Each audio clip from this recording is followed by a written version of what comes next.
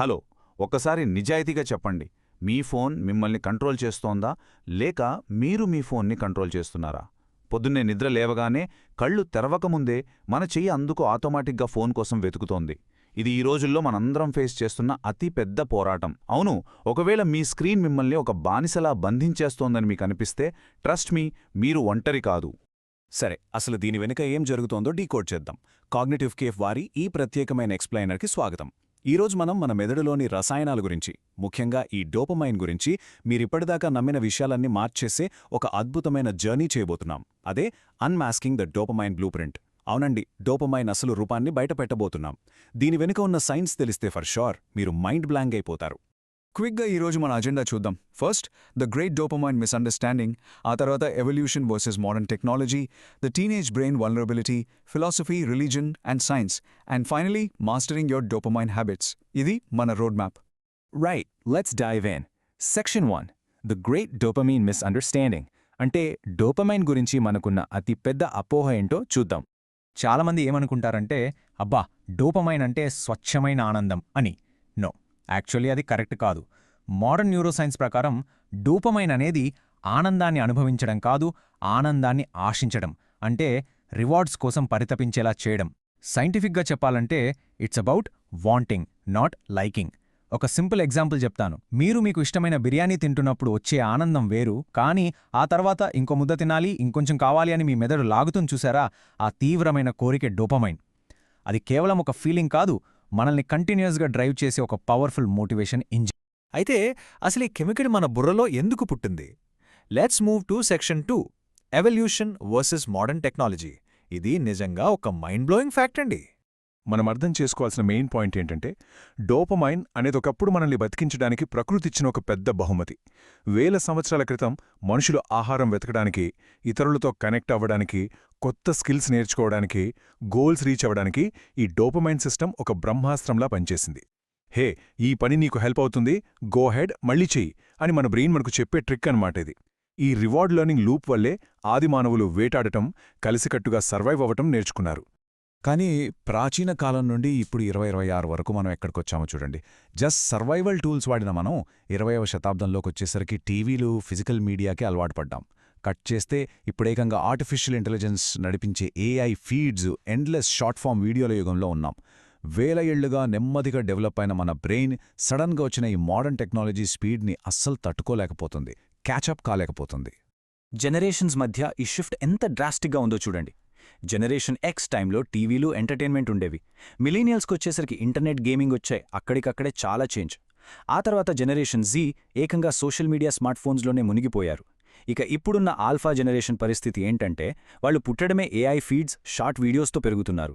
Future beta generation గురించైతే చెప్పక్కర్లేదు. ఈ modern apps అన్నీ మన అటెన్షన్ కోసం ఒక యుద్ధమే చేస్తున్నాయి. మన డీప్ ఫోకస్ని లాగేసుకుని ఇన్స్టెంట్గా స్టిమ్యులేట్ అయ్యేలా మనల్ని మార్చేస్తున్నాయి. ఈ ఫాస్ట్ టెక్నాలజీ వల్ల అత్యంత డేంజర్లో ఉన్నది ఎవరు? అదే మన section 3, the teenage brain vulnerability. Actually ఇక్కడొక సీరియస్ న్యూరోలాజికల్ ప్రాబ్లం ఉంది. మన బ్రెయిన్లో వీటీఏ డోపమైన్ను ప్రొడ్యూస్ చేస్తే న్యూక్లియస్ అక్యుంబెన్స్ రివార్డ్ని లాక్కుంటుంది. ఇక్కడే అసలు చిక్కుంది. టీనేజర్ల బ్రెయిన్స్లో ఈ ఎమోషనల్ రివార్డ్ సర్క్యూట్లు చాలా ఫాస్ట్గా డెవలప్ అవుతాయి. కానీ ఆగు, ఆలోచించు అని చెప్పే ప్రీఫ్రంటల్ కార్టెక్స్, అంటే మన డెసిషన్ మేకింగ్ సెంటర్, ఇంకా పూర్తిగా మెచ్యూర్ అవ్వదు.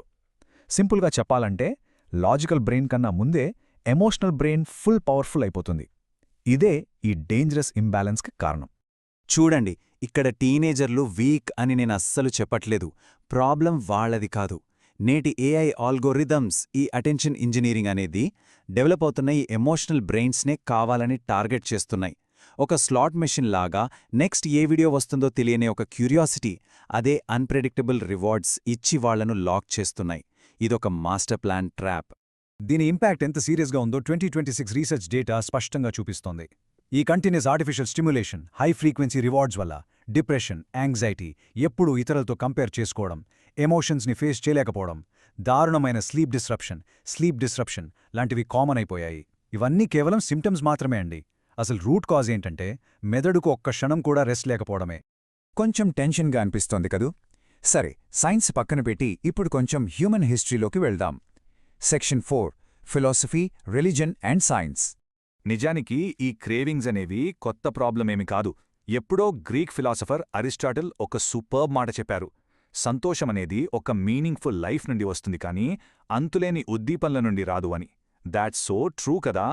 నీట్షే లాంటి ఫిలాసఫర్స్ కూడా ఏమన్నారంటే, ఎప్పుడైతే మనం ఇలాంటి కంఫర్ట్స్కి, కోరికలకి బానిసలైపోతామో అప్పుడే మనలో బలం తగ్గిపోయి వీక్ అయిపోతామని గట్టిగా వార్నింగ్ ఇచ్చారు.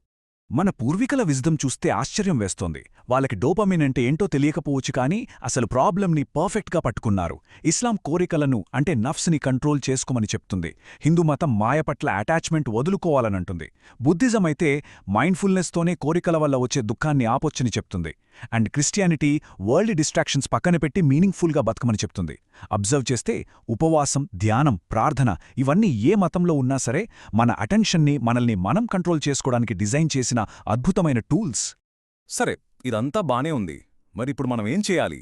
Let's get to the solutions. Section 5 mastering your dopamine habits. ఇక్కడ మీరొక మేజర్ డిఫరెన్స్ తెలుసుకోవాలి. లెఫ్ట్ సైడ్ చూడండి, చీప్ డోపమైన్ అంటే అంతులేని స్క్రోలింగ్, టపటప వచ్చే నోటిఫికేషన్స్, బింజ్ వాచింగ్. ఇవి ఎలాంటి కష్టం లేకుండా ఫ్రీగా వచ్చేస్తాయి, కానీ ఆ తర్వాత అంతే ఫాస్ట్గా మనల్ని డల్ చేసేస్తాయి. రైట్ సైడ్ ఏముంది? ఎఫోర్ట్ బేస్డ్ రివార్డ్స్ అంటే కష్టపడితే వచ్చేవి. వర్కౌట్ చేయడం, డీప్ స్టడీ, కోడింగ్ లేదా ప్రార్థన చేయడం. వీటికి టైం పడుతుంది, కానీ వీటి వల్ల వచ్చే సాటిస్ఫాక్షన్, అబ్బా, అది చాలా సాలిడ్గా, లాంగ్ లాస్టింగ్గా ఉంటుంది. సో మీ బ్రెయిన్ని మీరు తిరిగి ఎలా కంట్రోల్ చేసుకోవాలి? సైన్స్ బ్యాక్ చేసిన 5 స్టెప్స్ ఇవిగోండి. స్టెప్ 1 సింపుల్గా ఆ చీప్ డోపమిన్ని కట్ చేయండి. స్టెప్ 2 ఎఫర్ట్ బేస్డ్ రివార్డ్స్ని పెంచుకోండి. స్టెప్ 3 ఇది గేమ్ చేంజర్, ఫ్రిక్షన్ అంటే మీ ఫోన్ని బ్లాక్ అండ్ వైట్ గ్రే స్కేల్లో పెట్టండి, అనవసరమైన నోటిఫికేషన్స్ తీసేయండి. స్టెప్ 4 దయచేసి మీ నిద్రను ప్రొటెక్ట్ చేసుకోండి. అండ్ ఫైనలీ స్టెప్ 5 మెడిటేషన్ లేదా బుక్ రీడింగ్ లాంటి వాటితో మీ అటెన్షన్ని మళ్లీ ట్రైన్ చేసుకోండి.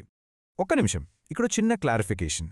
ఇంటర్నెట్లో అందరూ తెగ వాడే డోపమైన్ డీటాక్స్ అనే ట్రెండీ వర్డ్ ఉంది కదా, అది సైంటిఫిక్గా కరెక్ట్ కాదు. మన మెదడు నుంచి డోపమైన్ని పూర్తిగా తీసేలేము, అలా ఎట్టి పరిస్థితుల్లోనూ చేయకూడదు కూడా. ఎందుకంటే మనం మోటివేట్ అవ్వాలన్నా, ఏమైనా నేర్చుకోవాలన్నా అదే మనకు ప్రాణం. సో మనం చెయ్యాల్సింది డీటాక్స్ కాదు, dopamine balance. Practice balance, that's it. మరి మీరు డేంజర్ జోన్లో ఉన్నారో లేదో ఎలా తెలుసుకోవాలి? ఈ చెక్లిస్ట్ చూడండి. ఏ పని లేకపోయినా బ్రెయిన్లెస్గా ఫోన్ చెక్ చేస్తున్నారా? స్క్రీన్ లేకుండా ఒక్క క్షణం కూడా ఉండలేకపోతున్నారా?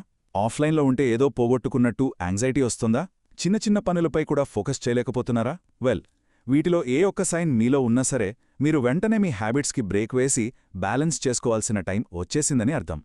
సో ఫైనల్గా ఈ ఒక్క క్వశ్చన్తో మన ఎక్స్ప్లెయినర్ను క్లోజ్ చేద్దాం.